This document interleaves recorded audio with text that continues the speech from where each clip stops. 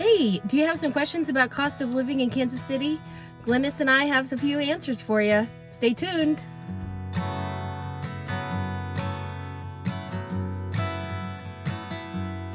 So we've been doing lots of neighborhood tours in Kansas City and showing you lots of different areas, little subdivisions in both the Kansas side and the Missouri side. And we thought that we'd go ahead and do a little bit more of a deep dive into kind of what you can get for a certain amount of money in Kansas City. Now, as some of you who are longtime Kansas Citians or know about Kansas City know that it's a little tricky because we're on the border of Kansas and Missouri. So when you hear Kansas City, depending on where you live and what you know about our city, you may be talking about Kansas, you may be talking about Missouri, you might be talking about middle of the city, you might be talking about a suburb in either Kansas or Missouri. It's a lot, and it's a lot to unpack. There's a lot of emotions that go along with it. She's clearly not impressed. But let's go over a little bit about that. And this is going to be a series that we share different areas and really do a deep dive and compare them. So today we're going to start with Johnson County, which is Johnson County, Kansas. This is on the Kansas side of the state line, still considered Kansas City. And these are all suburbs of Kansas City. And they, again, are all in Johnson County. There are several school districts that amass these cities. And so we're going to look at Olathe. We're going to look at Prairie Village and Overland Park. So when you look at these three, you can see kind of where we are in relation to the city center, or Kansas City proper, I suppose. And as you go from city to city and is farther away from the center of Kansas City you go, the more house you get for the money. So your cost of living goes down. It's farther away from the city as you get. So more suburban, more house for the money. That's typical in most cities. We're in a very strong seller's market in Kansas City. Buyers are having a hard time not making lots of offers that are over asking. So keep that in mind as we're looking at these properties and thinking about the cost of living in these particular three cities. What I've focused on are homes that are going for $400,000. And let's start closest to the Kansas City, or closest to the Missouri line, closest to Kansas City proper is Prairie Village. About 21,000 people live in Prairie Village. The homes average about 2,500 square feet in size. They typically, for $400,000, you would get 3 to 4 bedrooms. This is the kicker in Prairie Village. You may get a 2-car garage for $400,000. You might not, and there's a good chance you won't. So there are 1 to 2-car garages. Typically, if it's a 1-car garage, you may have room for 2, like a double driveway, so that you can actually park your cars off the street. But garages in Prairie Village are hard to come by, and $400,000 gets you maybe a 2-car. Most of Prairie Village is in the Shawnee Mission East School District boundaries, and that's a very well-known, award-winning high school. $400,000 gets you a mostly updated home. Some of them will have the walls removed and you will have that open floor plan.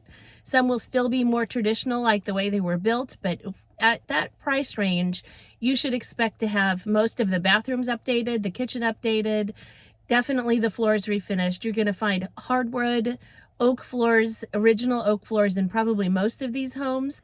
The homes in Prairie Village were built in the 1940s to the 1960s. There's some great mid-century moderns in here, some that are renovated and some that are not. But you're going to find older homes in this area. You may or may not find a finished basement. Again, part of Prairie Village's MO is that they do have stone basements, many of them. Those aren't great to refinish often because they are a little bit weepy. They'll last forever and ever and ever, but they may not be great for living in down there. So you may or may not find a finished basement at the 400 range in Prairie Village. What you will find is lots of character. You'll find every house looks a little bit different because so many of them have been added onto and renovated, and you really find a variety. You cannot tell from looking at the outside of a home in Prairie Village what the inside's going to be like. It's all just a big guess until you get in there. One of the charming things about Prairie Village that I've always loved, and that's where we've lived for many years, is the walkability and the small town vibe that we have. There's several shopping areas, two in particular, that many of these houses are built around, and you really can walk. And you can walk to school, you can walk to go get your groceries, to do your dry cleaning. You really are able to go, and it's just got a real small town vibe to it. Moving farther out past Prairie Village, a little bit more into the suburbs, is Overland Park. This is a gigantic city. It is huge, and you can see that on the map, how far north and south it goes. It's kind of a long, narrow sliver, but it is a big city. Overland Park is the second most populous city in the Kansas City area, okay? So we have probably around 200,000 people living in Overland Park, and for $400,000 you would probably be able to find a home that averages 3,000 to 3,500 square feet in size. You will likely find 3 to 4 bedrooms in Overland Park, and here's where it gets pretty exciting for those driveway garage people. You will find a 2 to 3 car garage in Overland Park. Now, because Overland Park is so big, there are several school districts depending on what part and what boundary you're in. So Shawnee Mission covers a great deal of Overland Park, probably the most, but Olathe schools are in Overland Park as well as Blue Valley. So there's a big chunk of Overland Park is Blue Valley as well, and a fairly big chunk of it is Olathe. So those are all award-winning, wonderful, very prominent, and very good scored school districts. You're in great shape with any of those.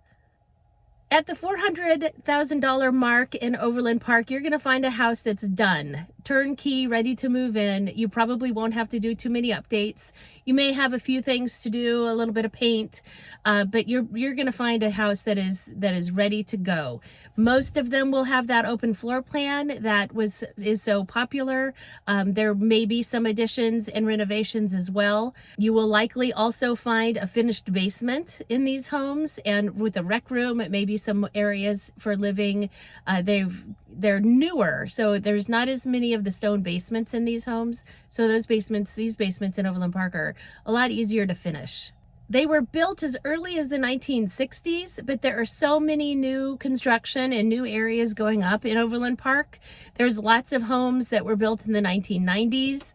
I see lots of those cute little office kitchens that were so popular in the 90s, and bars off to the side. So you'll see some of those, quite a few of those. Lots of wood paneling that has or has not been painted. But you know, there are so much great things to find, and you're going to get a little bit more house for $400,000 in Overland Park as you would in Prairie Village. Overland Park is a little more spread out, so you're definitely going to be needing your car more often. There's lots of great highway access, all the shopping and stores that you would ever need to get to, lots of great restaurant options, lots of things to do, many parks and ponds and lakes, and I believe that, well, the Overland Park Arboretum is in Overland Park, and Deanna Rose Petting Zoo.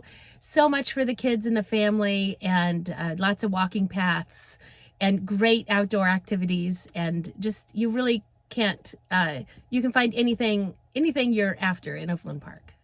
Our third city that we're going to talk about today is Olathe.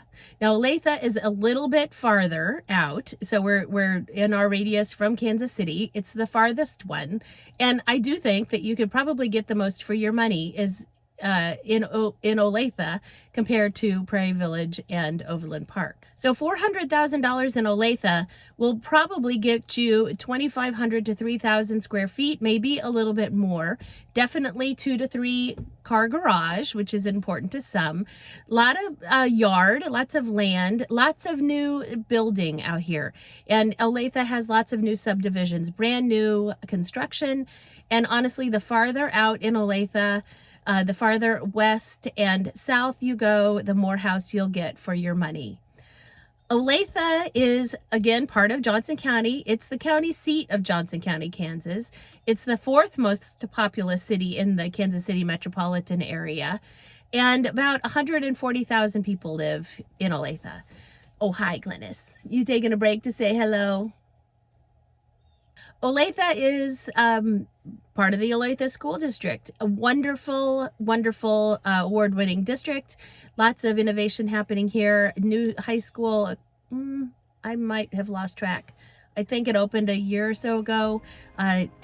Lots of growth, very good schools in Olathe. Most of the homes were built, if they're already there, they're about 20 years old or younger. So it's a newer area, and although there is a city center of Olathe that has some older original homes, which are charming and cute, you can get a lot of new builds and new things in Olathe as well.